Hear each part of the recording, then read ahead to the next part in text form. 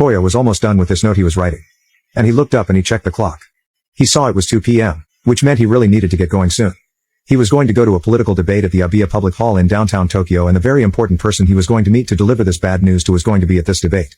Otoya took one more look down at the note he had just written and he read it over a couple of times. He realized he was missing one more line at the bottom. He leaned down and wrote, "I can't forgive you."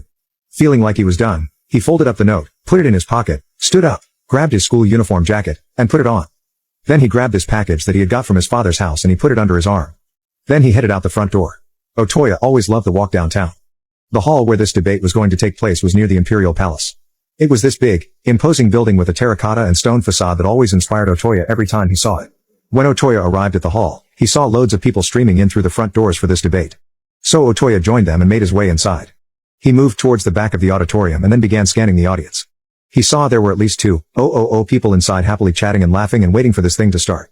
But all Otoya could think about was where this person was that he was going to be meeting, because as he was looking around, he didn't see them. At around 2:45 p.m. the moderator of this debate walked up onto the stage down in front. He went to the podium, grabbed the mic and began telling the audience to take their seats and to be quiet. Then he began to explain the rules for this debate.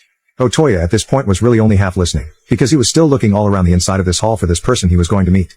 15 minutes later, the moderator left the podium and a new speaker came out on stage.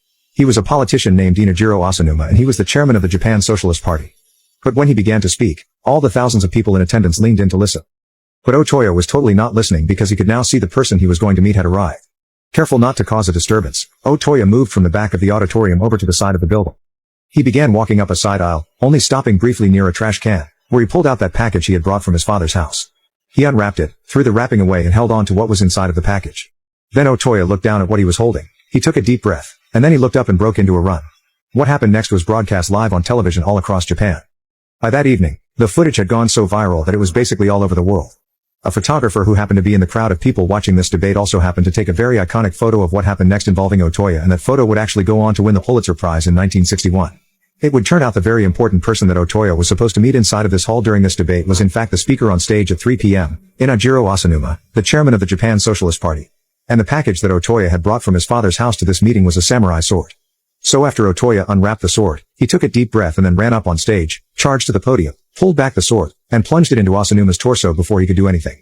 The photographer out in the crowd who would win the Pulitzer happened to snap a photo right as Otoya was pulling the sword out of Asanuma and getting ready to stab him again. Onlookers would immediately rush the stage and tackle Otoya, but the damage was already done. Asanuma would pass away from his injuries within the hour. It would turn out Otoya, ever since moving to Tokyo, had become a radical right-wing ultranationalist. The note that Otoya had carefully penned and then folded up and put in his pocket before carrying out this assassination basically just said that Otoya did not hate Asanuma personally, but Asanuma was slowly transforming Japan into a communist country. Otoya could not forgive him for that. He needed to act. Otoya was immediately arrested, but 2 weeks later while he was in prison, he took his own life.